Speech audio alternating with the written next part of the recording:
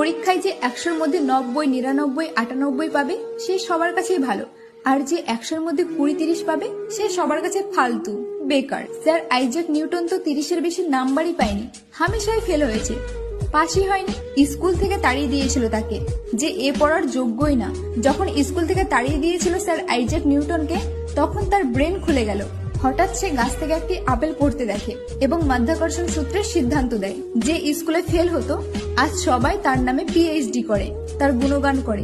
Pass আর ফেলের সাথে কারোর জীবনে কোনো যায় আসে না। তুমি যদি আইনস্টাইনের গল্প পড়ো তাহলে আইনস্টাইন তো ক্লাস 9-এর বেশি পড়তেই পারেনি, তাড়িয়ে দিয়েছিল স্কুল থেকে, কারণ সে সবসময় অন্য কিছু ভাবতো। কিন্তু তাড়িয়ে দেওয়ার পর সারা বিশ্বে E=mc² এর যে ব্যাখ্যা দিয়েছিল আইনস্টাইন, তাতে পুরো দুনিয়া প্রশংসা করে। শেষমেশ আমি এটাই বলতে চাইছি, কেউ ক্লাস 9, 10, 11, 12 পড়াশোনা করুক, তাতে কোনো আসে যায় না, কারণ জ্ঞান ডিগ্রি দিয়ে অর্জন করা যায় না। জ্ঞান আলাদা জিনিস,